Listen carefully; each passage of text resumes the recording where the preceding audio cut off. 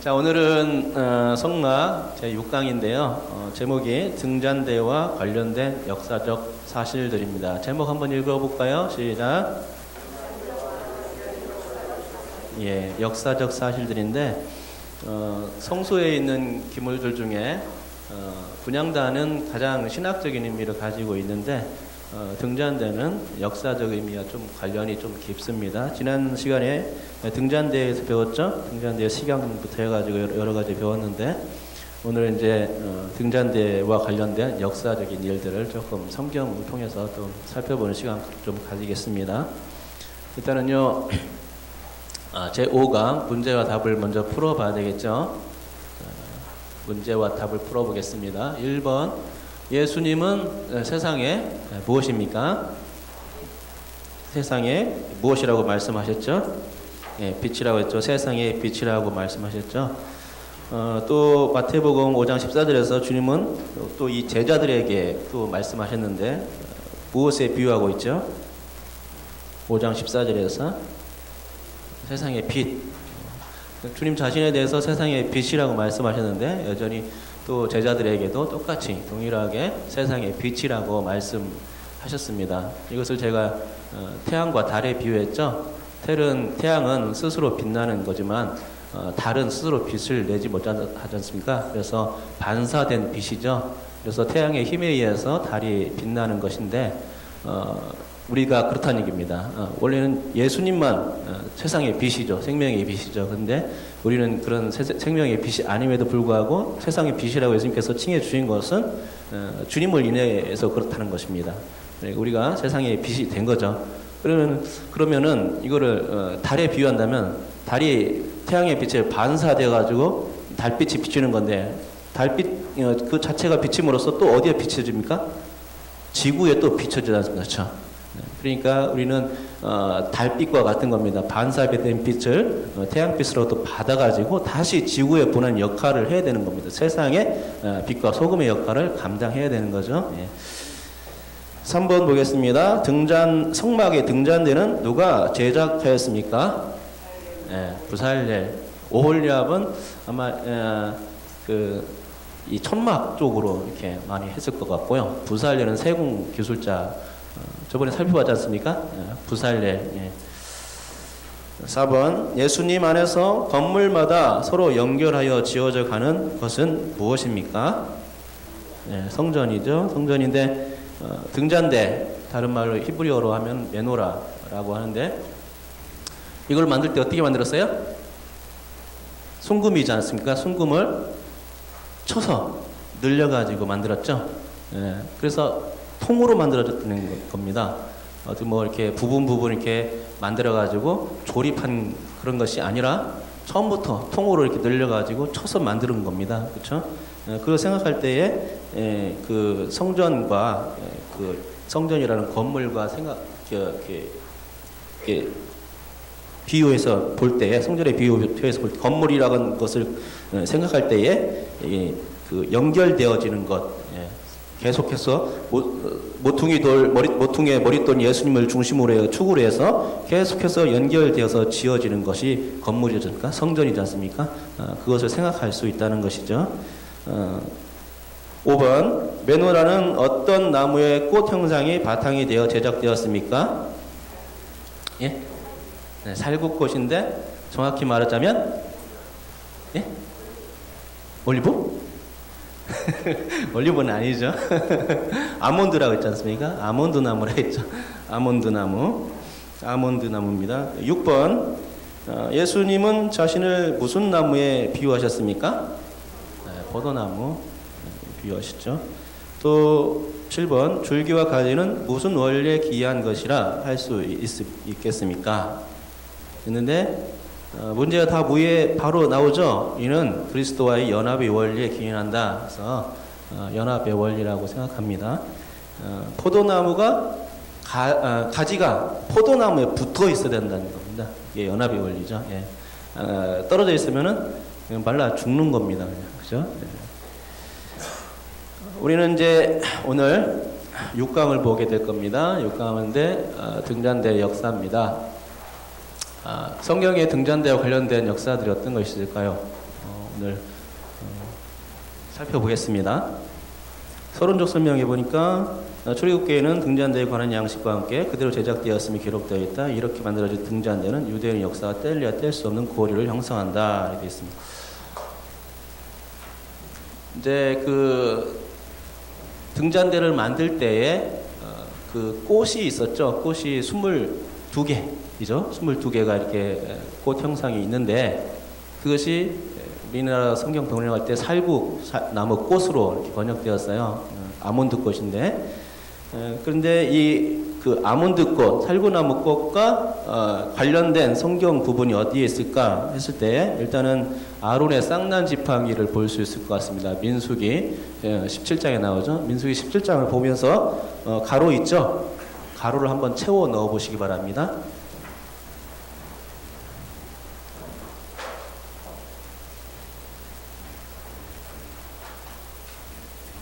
민수기 17장 5절 또 8절 10절에 있는 말씀입니다. 여기 보면 아론의 지팡이가 나옵니다. 여러분 찾아서 적으시는 동안 제가 그 설명을 읽어 드릴게요.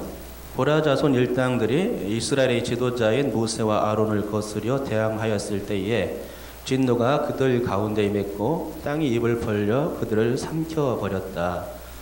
이후 여호와께서 어느 지파를 택했는지 12개의 지팡이로 시험했고 그때에 레위 지파에 속한 아론의 지팡이가 택해졌는데 선택된 표지로서 지팡이에 살구나무 꽃이 피고 살구 열매가 맺혔다. 살구꽃을 피운 아론의 지팡이는 반역에 대한 표징이 되었으며 언약궤 증거궤에 보관되어졌다 하는 것입니다. 어디 다 찾으셨습니까? 금방 찾으셨죠? 예. 설명을 제가 읽었는데 찾으시면서 들었습니까? 예. 고라 자손이 이렇게 얘기했죠. 아론, 모세, 니들만 지도자냐?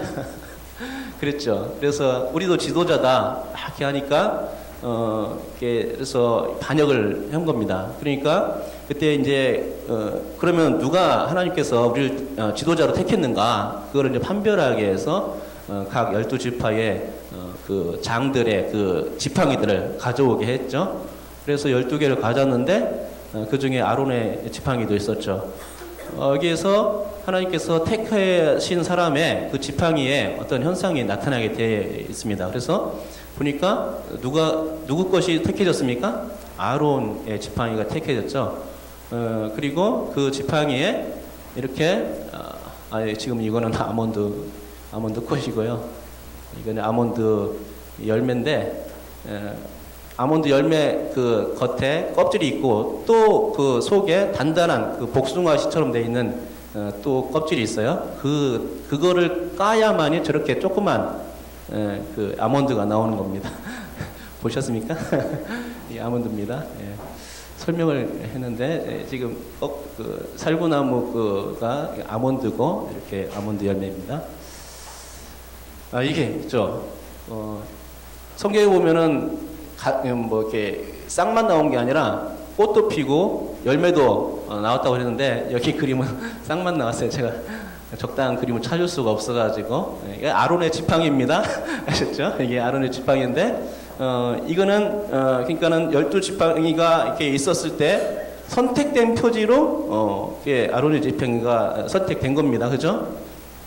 그거를 어떻게 했습니까? 어디에 놓으라고요? 이렇게 증거궤, 언약궤 속에 집어넣으라고 한 겁니다. 이거를 그 성경에서는 살구꽃을 피운 아론의 지팡이는 반역에 대한 표징이라 이렇게 말씀하고 있는 거죠. 그래서 언약궤에 보관되어진 겁니다. 언약궤가 표징이 아니라 그 살구나무 그 꽃, 아론의 지팡이가 표징인 겁니다. 살구나무 꽃 열매를 피운 지팡이가 표징이 되는 겁니다. 자, 살구나무와 살구나무 꽃과 또 관련이 있는 것이 예레미야의 소명과 또 연결됩니다. 예레미야에서 찾아보시고요. 가로 안에 말씀들을 또 채워 넣어 보시기 바랍니다.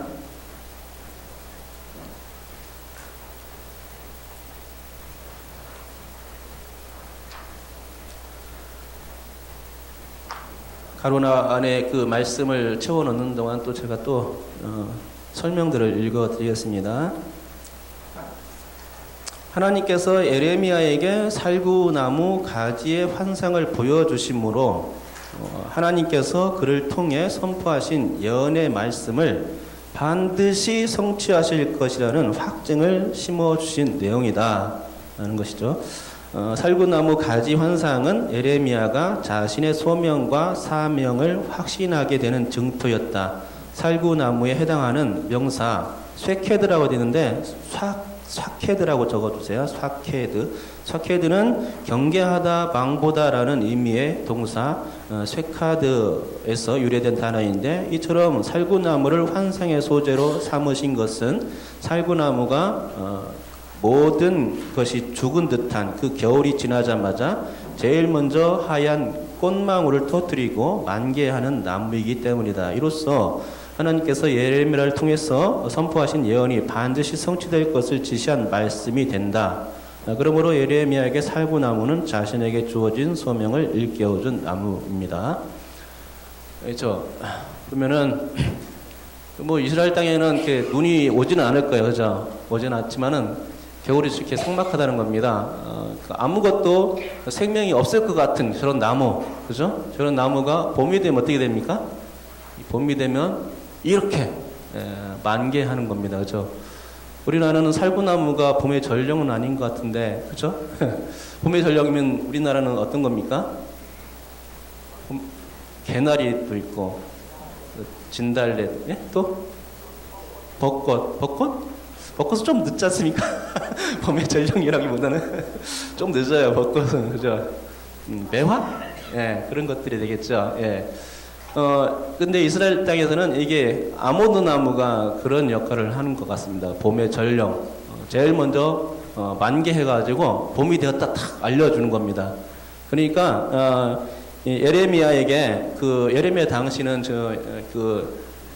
이스라엘 백성들이 너무나 하나님을 잘 섬기지 못하고 또 혼합 종교에 빠지고 뭐 이런 등등의 여러 가지 하나님께서 심판하실 만한 이유를 가지고 있었는데 마치 그 상황이 이렇게 겨울과 같은 상황이었습니다. 생명이 전혀 없는 것 같은 그런 상황이 있었는데 결국에는 이제 하나님께서 회복해 주시겠다는 메시지를 예레미야서를 통해서 이제 주시는 거죠. 말씀이 응한다. 하나님께서 예레미야에게 주신 그 말씀이 반드시 응답된다 하는 그런 메시지를 주신 겁니다. 그래서 예언에 대한 확증을 이렇게 살구나무 꽃을 통해서 말씀해 주신 거죠. 그리고 결국에는 또 예레미야 자신에게는 소명과 사명을 각인시켜주는 그런 작용을 하게 된 겁니다. 그래서 살구나무가 그런 의미로 하게 된 거죠. 그래서 살구나무 하면은 어떤 환기시키는 그래서 그런 환기시키는 작용을 이렇게 말할 때에 사용되는 것 같아요. 상징적인 그 용도로 환기시킬 때 상징적인 용도로 사용되는 것 같습니다. 자, 이제 두 감람나무와 이제 등잔대에 대해서 이제 살펴볼 건데요. 일단은 스가랴서 4장을 한번 보시고 가로 안에 있는 말씀들 한번 채워보시기 바랍니다. 그 등잔대는 어떤 기름을 사용했습니까? 등잔대는 감람유, 올리브유를 사용했죠. 올리브유를 사용했는데 감람으로 짠 순수한 기름을 사용했습니다. 그러니까는 스가랴서 4장 말씀도 이 감람유가 나오고 두 감람나무가 나오고 등잔대가 등장하는데 이걸 통해서 또 역사적인 일들이 이 등잔대와 연결된다는 것을 또 보게 됩니다. 제가 한번 여러분들이 찾아서 적는 동안 말씀 찾으신 분들은 설명 들으시고 내용을 제가 읽을 테니까 따라오시기 바랍니다. 스가랴는 처음부터 계속해서 완성될 성전의 모습을 통해 귀환한 이스라엘 백성들을 격려한다. 등잔대에 불이 밝혀졌다는 것은 성전의 재건을 의미하며 두 감람나무는 기름의 공급원으로서 등잔대의 불이 꺼지지 않게 하는데 일조를 한다. 그때 이 하나님은 이는 힘으로 되지 아니하며 능력으로 되지 아니하고 오직 나의 영으로 되느니라고 말씀하셨다. 두 감람나무가 누구인지는 정확히 모르지만 스가랴 3장에서 여호수아를 강조하고 4장에서 스룹바벨을 강조함으로써 이 두 감람나무가 1차적으로는 그 두 사람을 지칭하는 것으로 보인다. 그 둘은 성전 재건을 위하여 깊은 관심을 가지며 지휘 감독했던 인물들이다. 따라서 이 두 감람나무와 등잔대의 환상은 성전의 완성과 깊은 관련이 있다. 있습니다. 우리 말씀 부분을 다 찾아 적었습니까? 그러면요, 이 부분 2절부터 한 14절까지를 한번 우리 다 같이 한번 읽어볼까요? 읽겠습니다. 시작.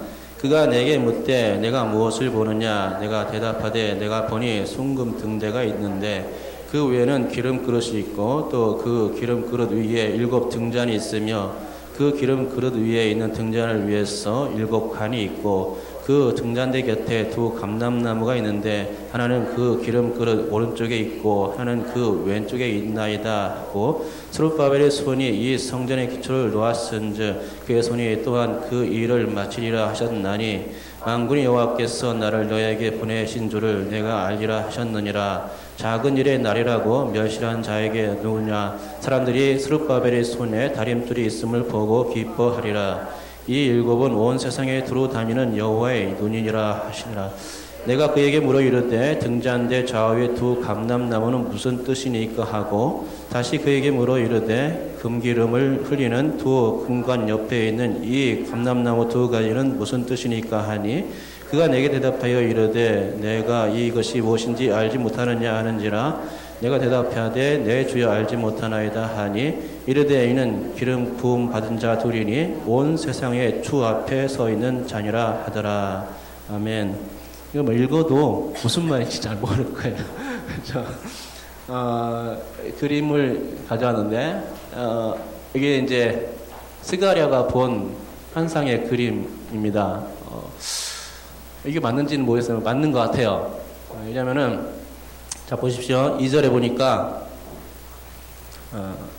중간에 내가 보니 순금 등대가 있는데 일단 순금 등대가 있죠. 그렇죠? 순금 등대가 있고 그 위에는 뭐가 있습니까? 기름 그릇. 기름 그릇 보입니까? 예, 가운데 있지 않습니까? 가운데 맨 위쪽에 있죠. 예. 기름 그릇이 있고 또 그 기름 그릇 위에 7 등잔이 있으며 그럼 그리면은 지금 기름 그릇 위에 7 등잔이 있습니까? 없잖아요. 그러니까 헷갈리는 거죠. 그러면은 그 기름 그릇이 7개의 등잔 밑에 있는 그런 기름 그릇일까? 그건 아닌 것 같아요. 근데 그림을 이렇게만 이렇게 그렸을 뿐이지 사실은 조금 밑에 있을 수도 있습니다. 왜 그러냐면은 기름 그릇이 보면은 어디냐면요. 그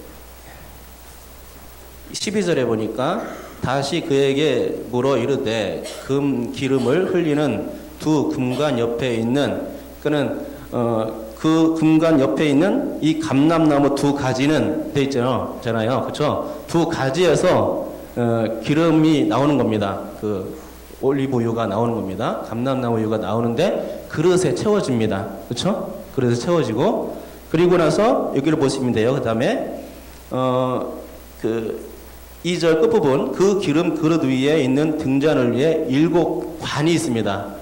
관이 그러니까는 그 기름 그릇에서부터 관이 이렇게 쭉쭉 7개가 나왔다는 얘기입니다. 그렇죠? 예, 7개가 나오고 그리고 3절에 그 등잔대 곁에 두 감람나무 있는데 하나는 그 기름 그릇 오른쪽에 있고 하나는 그 왼쪽에 있나이다. 오른쪽 왼쪽에 있다. 그러니까 그림이 맞는 것 같아요. 이렇게 볼 때. 그렇죠? 예. 이런 그림입니다.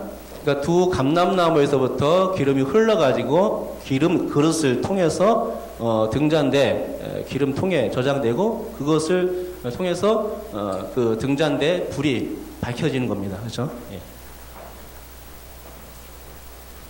이제 근데 이 환상을 왜 주셨냐 할 때 성전 건축이라는 거죠. 당시 성전은 그 회파되어 있었습니다. 그리고 그 바벨론에서 귀환한 유대인들이 의해서 이제 성전을 지켜야 되는데 어떻게 되냐면 중간에 답보 상태가 되지 않습니까? 누구에서 그랬습니까? 사마리아 사람들한테 제지가 들어와 가지고 그때부터 16년간 답보 상태에 있었다는 것입니다. 성전을 짓지 않고 그냥 놔뒀습니다. 그러니까 학개 선지자가 뭐라고 했냐면은 니네들 판벽한 집에 살면서 왜 성전을 짓지 않느냐 막 했죠. 그러니까 이제 학개 선지자 외치고 또 스가랴 선지자도 외치고 이렇게 하다가 결국에 이제 성전이 지어진 겁니다. 그런 상황입니다. 7절 한번 보시겠습니까? 7절 한번 읽어보겠습니다. 읽겠습니다. 시작. 7절, 4장 7절, 시작. 큰 산아, 내가 무엇이냐? 내가 스룹바벨 앞에서 평지가 되리라. 그가 머릿돌을 내놓을 때에 머리가 외치기를 은총이 그에게 있을지어다 하리라 하셨고, 예. 이 말씀이 보면은 큰 산아, 내가 무엇이냐? 라고 말씀하지 않습니까? 이 큰 산이 어려움입니다. 지금 답변 상태, 성전을 짓지 못하도록 어려움 가운데 있다는 겁니다. 그게 큰 산입니다. 큰 산. 예. 성전을 지어야 되는데 그러니까 큰 산아, 내가 무엇이냐? 넌 문제도 안 된다. 이런 것을 이제 얘기해 주는 거예요. 그러면서 내가 스룹바벨 앞에서 큰 산, 너가 스룹바벨 앞에서 평지가 되라 하는 거죠. 그러면서 이제 성전 건축이 이제 본격적으로 시작되는 것을 의미하는 그런 말을 주시죠. 그가 머릿돌을 내놓을 때에 우리가 외치기를 은총이 그에게 있을지어다라고 이제 말하죠. 여기 보면 제가 볼 때 이 머릿돌이 나오죠. 시작 성경에 보면은 머릿돌이 누굽니까? 예수 그리스도. 오퉁이의 머릿돌 하면 예수 그리스도입니다. 그러니까는 제가 볼 때에 스가랴 선지자 두 감람나무 그 말씀이 결국은 성전을 짓는 것인데 그 당시에는 그것이 예수님인지도 몰랐을 거예요. 스가랴도 모르고 학비도 몰랐지만 결국은 가리키는 것이 무엇이냐 할 때 그것이 성전을 가리키는 것이다 생각하는 것이죠. 스룹바벨 두 감람나무는 당시에는 스룹바벨과 여호수아였습니다. 스룹바벨은 유대의 왕이 후손이죠. 왕이고 여호수아는 대제사장이었습니다. 이 두 개의 직함을 만족시키는 분이 누구죠? 예수 그리스도죠. 예수 그리스도입니다. 예수 그리스도. 결국에는 두 감람나무 비유는 성전을 가리킨다. 그 성전은 또 예수 그리스도를 가리킨다. 이렇게 말할 수 있을 것 같습니다. 자, 이제 하누카 수전절이죠. 수전절. 하누카 절기에 대해서 잠깐 또 보겠습니다. 이거는 말씀이 없어요. 역사적인 사실 가지고 한번 보겠습니다. 제가 그 설명을 쭉 한번 읽겠습니다. 하누카 하면 메노라와 촛불이 생각난다. 유대인들은 이 하누카 절기를 빛의 절기, 무슨 절기요? 네, 빛의 절기라고 부르는데 하누카는 히브리어로 건물의 헌당, 성전 봉헌절을 의미합니다. 하누카는 주전 167년 안티오쿠스 4세에 유대교 탄압에 반기를 든 유대 마카비 가문과 이에 동조하는 무리가 게릴라전을 통해서 그리스 군대를 무찌르고 이 교도에 의해 더럽혀진 예루살렘 성전을 다시 봉헌한 사건. 167년부터 이렇게 이제 유대교 예루살렘 성전이 더럽혀졌는데 시리아 사람들에 의해서 더럽혀졌는데 주전 164년에 회복합니다. 성전을 탈환했다는 얘기죠. 또한 성전은 정결케 될 필요성이 제기되었는데 시리아의 왕 안티오쿠스 4세가 유대인의 모든 제사 행위를 금하고 안식일 및 할례를 폐하였으며 예루살렘 성전을 헬라식 성전으로 만들어 제단에 돼지를 죽여 바치거나 돼지 죽여 바치면 됩니까? 안 됩니까? 안 되죠. 그 제물은 어떤 것들이 있습니까? 성전 제물은 양, 또 염소, 또 소, 또 어떤 것들이요? 비둘기 뭐 이런 것들이죠. 소재 뭐 이런 것들. 다른 거 안 돼. 돼지는 진짜 안 됩니다. 돼지는 하나님을 모욕하는 겁니다. 절대 드리면 안 되는데 이 사람들이 그렇게 했습니다. 안티오쿠스 4세가 그렇게 그 나쁜 짓을 저지른 거죠. 성전을 더럽힌 겁니다. 모욕한 거죠. 그러면서 지성소에 또 제우스 신을 모시는 일을 자행했습니다.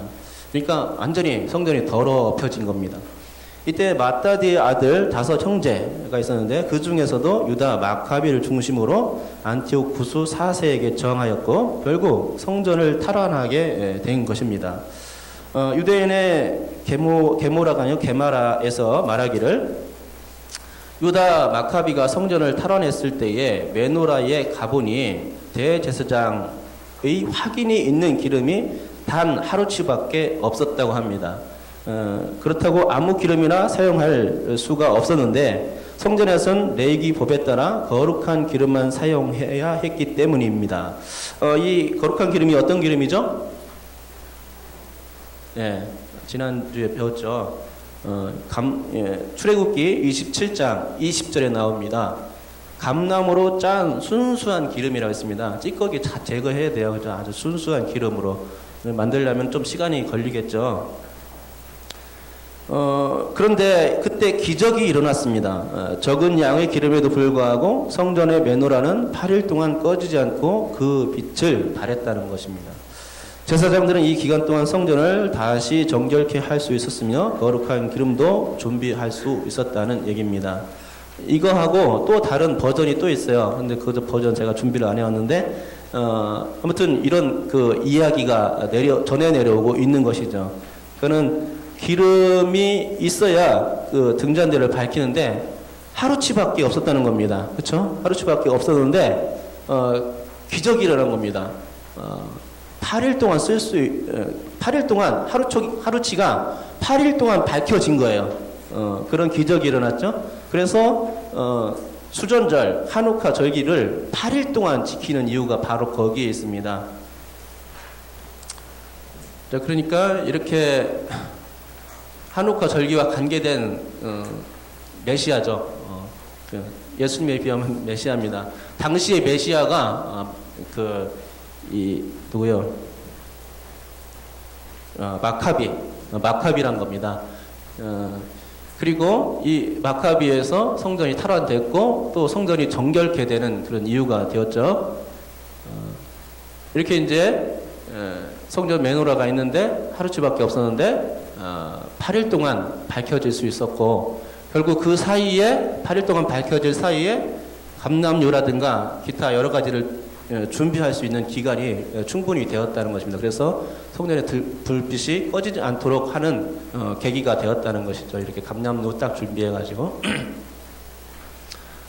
자, 그리고 아까 잠깐 봤는데 끝에서 두 번째 줄에 그때 기적이 일어났다라는 말이 있습니다. 각주에 보면 나오는데요.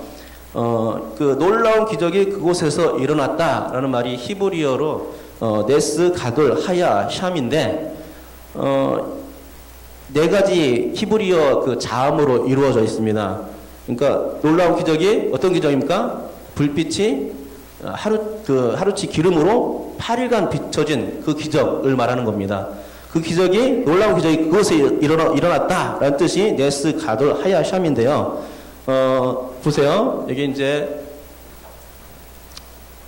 이게 4가지 자음이 나옵니다. 여기 4가지 자음이 나오는데 여기 보면은 이게 김멜이죠. 여기가 눈이고 이게 김멜이고 이거는 해고 이거는 쉰입니다. 히브리어로. 그래서 이 4개의 말이 놀라운 기적이 그곳에서 일어났다는 뜻인데요. 눈은 기적을 뜻하는 네스의 첫 글자이고 김멜은 위대한 또는 크다는 것을 가리키는 가돌 첫 글자고 또 해는 영어의 그런 비동사입니다. 그래서 과거를 가리키고 일어났다 하는 것이죠. 쉬는 거기를 가리키는 샴의 첫 글자입니다. 그래서 이것을 뭉쳐서 놀라운 일이 거기서 일어났다는 뜻인데요. 그래서 우리도 보면은 추석이나 뭐 설날 때 보면은 놀이를 하지 않습니까? 뭐 제기차기 한다든가 연날리기 한다든가 이런 거 있지 않습니까? 이스라엘도 수전절만 되면은 이 4개의 글자를 가지고 팽이를 만들어서 돌린다거나 카드를 만들어서 이렇게 논다거나 그런다고 합니다. 그래서 제가 참고로 가져온 겁니다. 자, 수전절의 등잔대 메노라는요, 성막의 그 메노라는 가지가 몇 개였었죠? 가지가 이쪽에 3개, 저쪽에 3개, 줄기가 하나. 그래서 등잔이 7개에 놓여졌죠? 근데 수전절의 그 메노라는 2개가 더 많습니다. 이쪽 가지 4개, 저쪽 가지 4개, 가운데 하나, 줄기 하나 해가지고 등잔이 9개가 켜져요. 이렇게 9개가. 수전절의 메노라입니다. 수전절 메노라 켜는 방법이 있습니다. 8일 동안 하나씩 켜는 겁니다. 각주 15벌에 나와 있습니다. 보면요, 하누카의 첫날 해가 진 후 하누키아의 그 사마시 촛대, 가운데 촛대를 말하는 겁니다. 에 불을 밝힙니다. 그리고 그 밝힌 불을 가지고 사마시 촛대의 불로 첫 번째 촛대에 불을 밝힙니다. 그게 첫날이에요. 그럼 둘째 날에는 두 번째 그 촛대에 불을 밝히는 거죠. 그렇게 해서 8일 동안 하나씩 이렇게 밝히는 겁니다. 이게 수전절에 불 밝히는 방법입니다. 그리고 그때 이제 낭독한 그 기도문이 있었습니다. 그 기도문은 이런 겁니다. 이 중간에 우리 같이 한번 기도문 한번 읽어볼까요? 중간 하나, 둘, 셋, 4번째 나오죠. 만왕의 왕이심부터 시작하죠. 찾았습니까? 한번 읽어보겠습니다. 시작. 만왕의 왕이신 우리의 하나님을 송축하나이다. 주께서는 주의 계명으로 우리를 성결케 하셨으며 수전절에 빛을 밝혀 우리를 즐겁게 하시나이다. 만왕의 왕이신 우리의 하나님을 송축하나이다. 주께서는 우리의 선조들을 위하여 그 때에 이 일과 관련된 위대한 일을 행하셨나이다. 만왕의 왕이신 우리의 하나님을 송축하나이다. 주께서는 우리의 생명과 수완을 보존하시사 우리의 눈으로 이 날을 보게 하셨나이다. 예. 이런 기도문을 하고 이제 촛불을 밝힌 겁니다. 만왕의 왕에 대해서 송축을 하고 세상에 빛이신 주님을 찬양하면서 이렇게 촛불을 밝히게 된 겁니다. 그리고 이 하누카 절기는요, 하누카 절기는 그림이 잘 안 나오는데요. 여기 달력이 나왔죠? 본문에 달력이 나왔지 않습니까? 그죠? 유대력인데요. 유대력으로 9월, 기슬루월에 있습니다. 수전절. 지금 태양력으로는 한 12월 초 정도 되는 것 같습니다. 그러니까 겨울이죠. 그러니까 예수님께서 그 수전절에 솔로몬의 행각을 거니셨다고 나오는데 그때가 바로 겨울인 겁니다. 겨울 때 예수님께서 그 성전을 거니시고 계셨던 것이죠. 그러면요, 이번에는 그 수전제 때 예수님이 어떤 말씀을 하셨는지 한번 살펴보는 시간 갖겠습니다. 요한복음 10장 22절부터 31절까지 찾아서 가로 안에 있는 말씀들을 채워 넣으시기 바랍니다.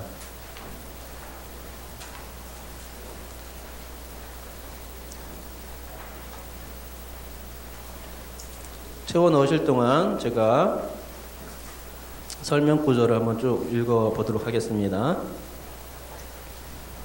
예수께서는 수전절에 성전에 솔로몬 행각에 거닐고 계셨다. 그때 유대인들이 예수께 의혹을 가지면서 그리스도여든 밝히라고 요구한다.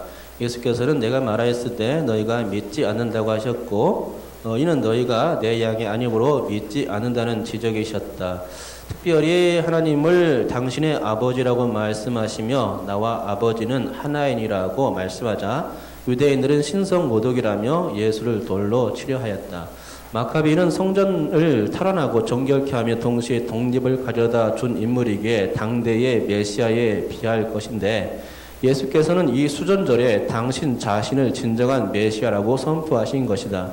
그러므로 수전절 때에 마카비가 억압당하는 유대인의 독립을 선물하여 주었다면 수전절에 예수께서는 그리스도로서 당신을 따르는 양들을 멸망치 않게 하고 아버지와 당신의 손에서 빼앗을 자가 없을 것임을 분명히 약속하셨음에 의의를 줄 수 있는 것이다. 유대인들은 예수를 믿지 않기 때문에 이 수전절을 유대인들의 성탄절로 여기고 있지만 예수께서는 그래도 수전절을 지키기 위해서 성전에 가셨음에 주지한다. 설명을 이제 했는데요. 우리 찾으셨습니까? 네, 찾았으면 우리 찾은 부분 본문을 한번 읽도록 하겠습니다. 시작. 예루살렘의 수전절이 이르니 때는 겨울이라. 예수께서 성전 안 솔로몬 행각에 거니시니 유대인들이 애워싸고 이르되 당신이 언제까지나 우리 마음을 유혹케 하게 하려 하나이까. 그리스도이면 밝히 말씀하소서 하니 예수께서 대답하시되 내가 너희에게 말하였으되 믿지 아니하는도다. 내가 내 아버지의 이름으로 행하는 일들이 나를 증거하는 것이거늘 너희가 내 양이 아님으로 믿지 아니하는도다. 내 양은 내 음성을 들으며 나는 그들을 알며 그들은 나를 따르느니라. 내가 그들에게 영생을 주노니 영원히 멸망하지 아니할 것이요 또 그들을 내 손에서 빼앗을 자가 없느니라. 그들을 주신 내 아버지는 만물보다 크심에 아무도 아버지의 손에서 빼앗을 수 없느니라. 나와 아버지는 하나이니라 하신대 유대인들이 다시 돌을 들어 치려 하거늘. 예. 빼앗는다는 말씀이 몇 번 나옵니까? 예, 2번 나옵니다. 그렇죠? 예. 또 멸망이라는 말도 나오죠. 멸망하지 않게 해준다. 멸망의 반대말을 또 영생이라고 또 주시죠. 영생을 주노니 영원히 멸망하지 아니할 것이요. 그들은 내 손에서 빼앗을 수 없고 또 아버지 손에서 빼앗을 수 없다.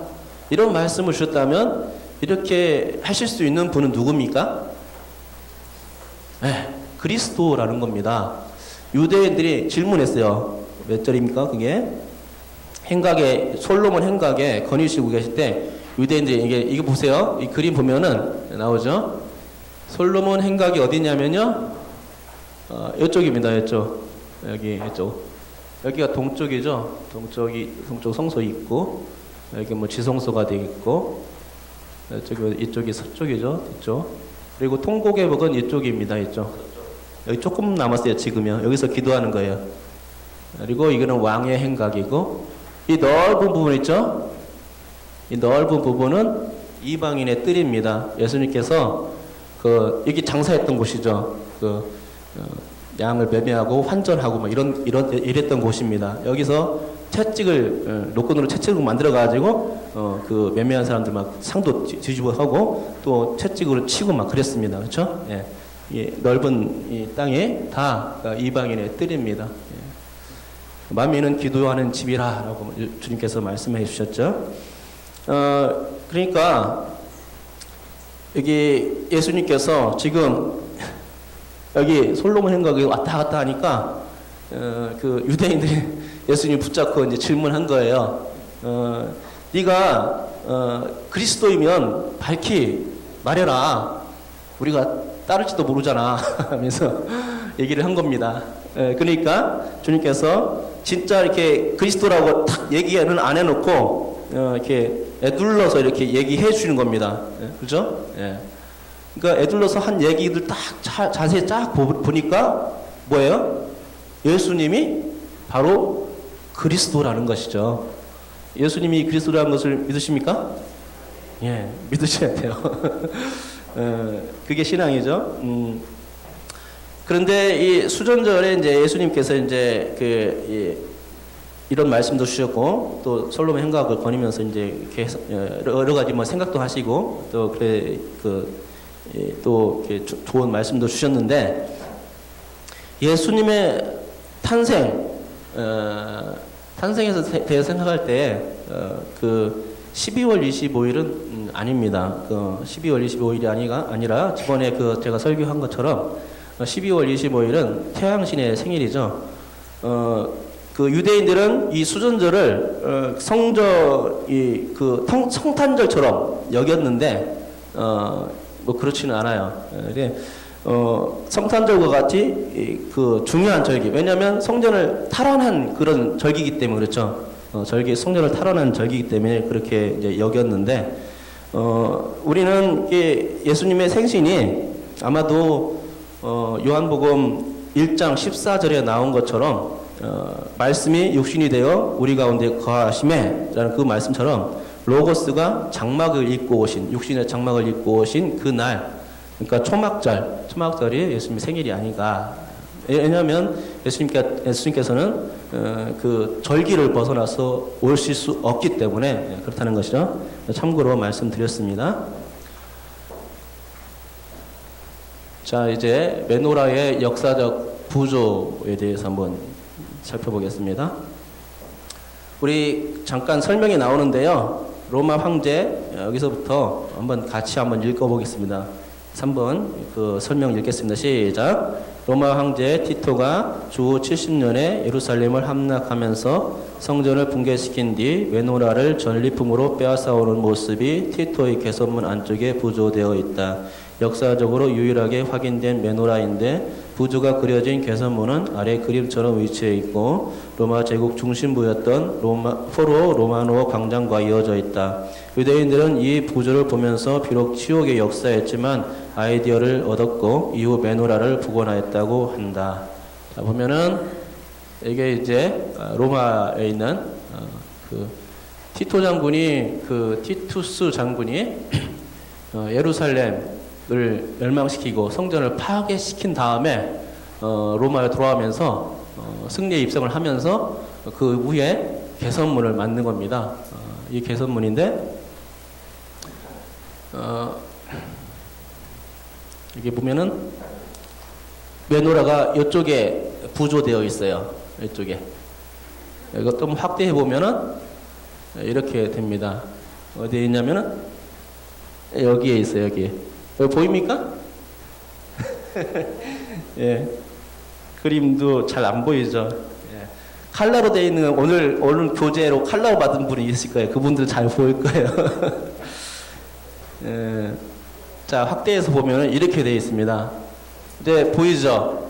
예, 메노라가 여기 딱 있죠. 메노라가 어떻게 되어 있어요? 동글동글동글 해가지고 뭐 이렇게 되어 있고, 이렇게. 근데 이거를 보면서, 이게 성전 메노라거든요? 성전 메노라인데, 성막 메노라하고 좀 다를 수가 있다는 거예요.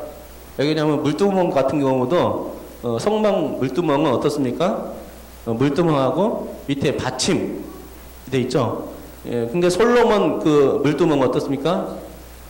사방으로 소가 받치고 있어요. 성막 물두멍은 소가 안 받치고 있죠. 이게 그 메노라도 성전 그 메노라, 솔로몬 성전 메노라하고 여기 성막 메노라하고 또 다를 수가 있다는 것이죠. 예. 근데 이제 뭐 이거를 해서 이렇게 이제 보면은 이렇게 사선으로 안 돼 있죠. 여기 이제 깎여 나가가지고 없어지게 했는데 이렇게 수평입니다. 수평. 메노라가 사선으로 안 돼 있고 수평이 됐다는 것을 볼 수가 있죠. 밑에는 또 이렇게 든든하게 이렇게 받침이 돼 있고, 그렇죠? 이거를 통해서 이거 치욕의 역사죠. 이스라엘이 이제 멸망해가지고 그 성전 중요하게 생각하는 성전이 그 회파되면서 돌 위에 돌 하나도 남겨지지 않고 다 무너졌을 때에 수치를 이스라엘이 경험했고 그 가운데 이 전리품들이 다 로마로 흘러 들어간 것입니다. 성전 전리품들이. 그러면서 훔쳐가면서 이렇게 이제 부조도 하나 딱 새겨놓은 겁니다. 새겨놓은 건데 이걸 통해서 메노라 복원하는데 사용되었다는 것이죠. 여기서 아이디어를 얻었다는 것이죠. 예. 치욕의 역사는 역사고 아이디어는 얻어야 되지 않습니까? 그렇죠? 우리 이제 일제 36년인데 치욕의 역사가 있죠. 잊지 말아야 됩니다. 그걸 통해서 우리가 또 어떻게 어떤 마음을 가지고 이런 그 역사적인 치욕을 경험하지 않게 하려면 어떻게 해야 되는가, 이런 정신을 또 새롭게 하는 것도 중요하지 않습니까? 그처럼 그 치욕의 역사이긴 하지만 치욕의 역사를 통해서 자신들을 다시 돌아보고 또 배울 점이 있으면 이렇게 배우는 거죠. 역사적 부조에 대해서 한번 살펴봤습니다. 이제 마지막으로요.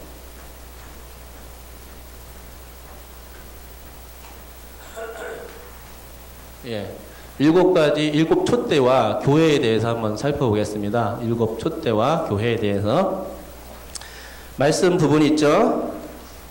우리 찾아서 한번 계시록 1장, 2장에 있는 말씀인데 한번 찾아서 한번 채워 넣어 보시기 바랍니다. 일곱 촛대와 교회.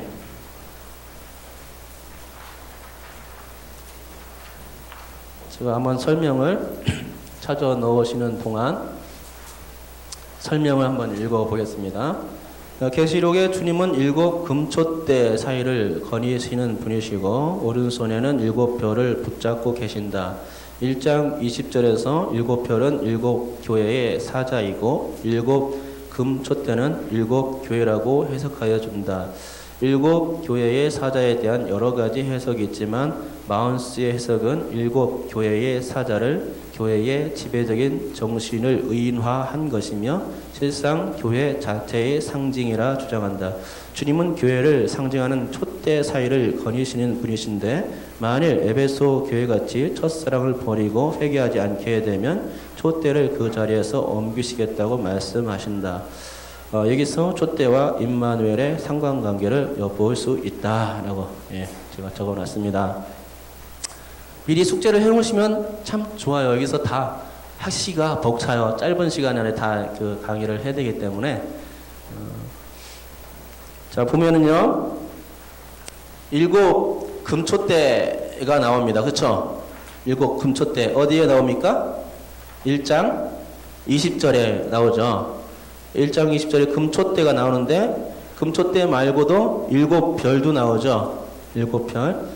20절 작업부분 다시 보면요. 내가 본 것은 내 오른손에 일곱 별의 비밀과 또 일곱 금촛대라. 일곱 별은 뭐라고 나옵니까? 일곱 교회의 사자라고 말하죠. 그리고 일곱 촛대는 뭐라고요? 일곱 교회. 에베소 교회, 선문화 교회 뭐 하면서 일곱 교회 그 신약교회를 대표하는 교회죠. 일곱 교회. 교회입니다. 그러니까 촛대는 그냥 교회라고 생각하시면 돼요. 근데 그러면은 일곱 별은 사자라고 했으니까 교회가 아니냐? 달리 봐야 되냐? 왜냐면은 에베소서 요한계시록 2장 1절에 보면은 이렇게 나옵니다. 2장 1절에 에베소 교회의 사자에게 편지하라. 사자에게 편지하랍니다. 에베소 교회의 사자에게. 그러면 사자가 사자에게 편지하는가?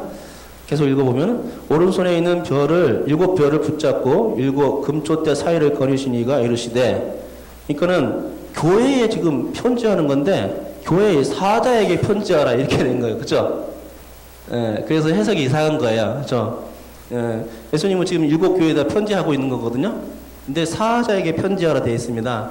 그러니까 이걸 보면서 어떻게 해석하냐 하면은 마운스라는 사람이 이것은 사자라는 것은 교회의 지배적인 정신을 의인화한 것이다. 결국은 실상은 교회 자체의 상징이다. 이렇게 말하는 거죠.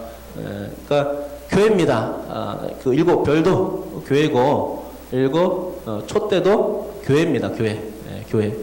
그래서 교회에게 보내시는데 그 교회를 상징을 뭘로 썼다고요? 촛대로 사용하고 있는 것이죠. 근데 이 촛대 사이에 거니시는 이가 있어요. 몇 절이냐면 13절에 나오죠. 촛대 사이에 인자 같은 이가 발에 끌리는 옷을 입고 가슴에 금띠를 띠고 촛대 사이에 누가 있어요? 인자 같은 이가 있어요. 이게 누굴까요? 예수님입니다. 예수님. 그러니까 촛대 사이에 있다는 것은 임마누엘인 거예요. 임마누엘 하나님이 교회와 함께 계시는 것을 보여주는 겁니다. 임마누엘. 그러니까 촛대와 그 예수님은 임마누엘에게 관계인 거예요. 임마누엘 관계. 교회를 둘러보시고 모자란 있으면 편지도 해주시고 그렇죠? 다시 일어날 수 있도록. 그런데 이런 그 촛대 사이에 거니시는 분이 에베소 교회에 대해 이제 편지를 한 겁니다. 편지를 한 건데 편지에 그 어떤 내용이냐면 5절이죠. 그러므로 어디서 떨어졌는지 생각하고 회개하여 처음 행위를 가지라. 에베소가 첫사랑을 잊어버렸다는 겁니다. 그래서 너네들 첫사랑을 회복해라 하는 것이죠. 그러면서 말씀을 해주시기를 너희가 회개하지 않으면 내게 가서 내 촛대를 그 자리에서 다른 데로 옮겨버릴 거야. 라고, 그 위협을 하시는 것입니다. 그렇죠? 예. 회개하지 않고, 그러니까 첫사랑을 다시 회복하지 아니하면 어디서 떨어졌는지가 뭐냐면은, 하나님의 은혜로, 예수님의 그 보혈의 은혜로 구원받았다는 겁니다. 그게 떨어진 겁니다. 그 어디서 떨어진지를 생각하라는 얘기죠. 내가 구원받은 이 원인이 무엇인가 다시 생각할 때, 어디서 떨어진지 생각했을 때 그 근원이 보니까 하나님이고 예수님이더라는 겁니다. 그것을 다시 상기하라는 겁니다. 그러니까 교회가 너무 이렇게 에베소 교회는 역사가 오랜 전통 역사 있는 그런 교회거든요. 뭐 충영교회나 이런 교회입니다. 그러니까 역사 있는 전통 있는 교회입니다. 큰 교회예요. 그러다 보니까 이제 역사가 이제 오래되다 보니까 이건 너무 이제 식어진 겁니다. 처음엔 뜨거워서 막 이렇게 그 부흥도 되고 이렇게 해서 큰 교회도 이루고 역사도 전통도 오래됐는데, 역사 전통 이런 것만 자랑하고 또 사랑은 식어져 버린 것이죠. 그런 게 에베소 교회를 생각하면서 주님께서 편지를 하셨고, 촛대 사이에 거리시면서 에베소 교회도 살피시고 계신 겁니다. 살피시면서 책망을 주신 거죠. 네가 이렇게 하지 마면, 처음 행위를 갖지 않으면, 회개하지 아니하면 이제 촛대를 옮겨버릴 거야. 이런 말씀을 주시는 것을 보게 됩니다. 그러니까는 일곱 촛대는 여기서 그러니까 교회를 상징하는 거죠. 촛대가 그러니까 예수님일 수도 있고요. 또 교회가 교회일 수도 있는 겁니다. 그러니까 촛대는 빛을 밝히는 거지 않습니까? 빛을 밝히는 거예요. 빛을 밝히는 건데, 예수님도 진짜 빛, 그 생명의 빛을 밝히고, 우리는 반사된 빛, 전구 빛이라고 할까? 이런 빛을 밝히는 겁니다. 그렇죠? 교회를 상징하는 것을 또 보게 되는 것이죠. 결론을 한번 보겠습니다. 우리 다 같이 결론 한번 읽어볼까요? 결론 읽겠습니다. 시작. 성막의 살구꽃은 장식의 의미지만 아롤의 쌍난 지팡이에는 살구의 의미가 선택과 반역의 표징이었고, 예레미야의 소명과 관련하여서는 살구나무가 하나님의 말씀은 반드시 성취된다는 의미로서 예레미야의 소명의식을 일깨워준 예개물이다. 스가랴의 두 감람나무와 등잔대의 환상은 성전의 왕궁과 깊은 황관이 있으며, 하누카의 절기는 예수님도 인정하신 절기로서 이는 빛이 절기인데, 수전절에 주님은 유대인들과 말씀하시면서 자신의 양들을 절대로 빼앗기지 않겠다는 강경한 의지를 보이셨다. 예수님은 세상의 빛이요 구원을 베푸실 그리스도시다. 첫사랑을 버리면 촛대 사이를 거리시는 주님께서 촛대를 옮겨버리실 것이라 하셨고, 이는 로마의 황제 티토가 예루살렘 성전을 파괴하고 빛의 상징인 메노라를 빼앗아가는 것과 상통한다.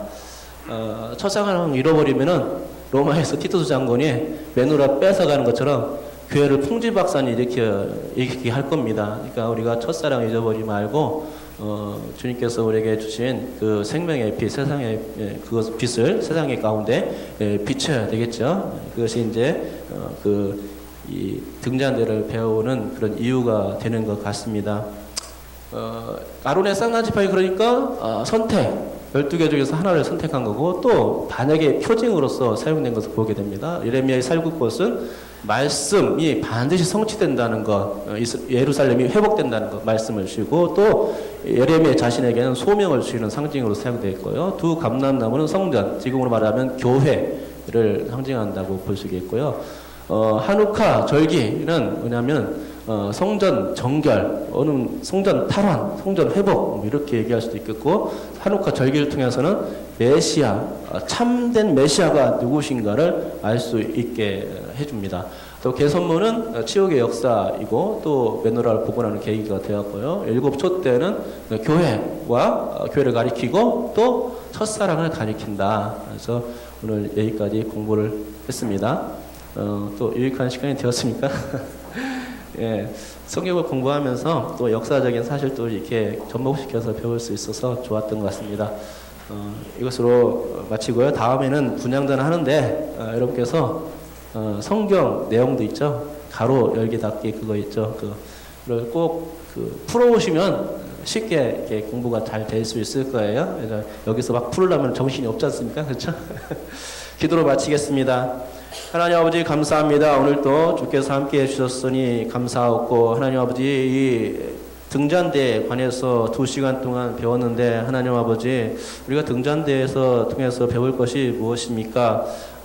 등잔대는 세상에 비치는 예수님을 가리키고 또 하나님 등잔대는 또 이 세상의 빛이신 주님을 본받는 또 반사된 우리를 가리키는 것인데 하나님 아버지 그 빛을 세상 가운데 전해야 된다는 사명을 배우는 것입니다. 또한 등잔대를 배우면서 참 메시아를 발견하게 된다는 것입니다. 주께서는 우리를 영생 가운데 두시려 하고 또 멸망치 않게 하시며 절대로 주님의 손과 아버지의 손에서 빼앗기지 않게 하신다고 말씀하셨는데 그런 분이 참으로 메시아라는 사실이지요. 우리가 그런 예수님, 그런 주님을 온전히 믿고 나갈 때에 우리의 촛대가 옮겨지지 않을 줄 믿습니다. 지금 우리 함께 해주시사 영원토록 주님을 의지하고 포도나무가 가지가 포도나무에 전붙어서 하나님 아버지 떨어지지 않는 것과 같이 주님께 달라붙어서 영원토록 주님과 행복한 임마누엘의 삶이 되게 도와주시옵소서. 감사드리며 예수님의 이름으로 기도드립니다. 아멘. 주기도문 하시겠습니다.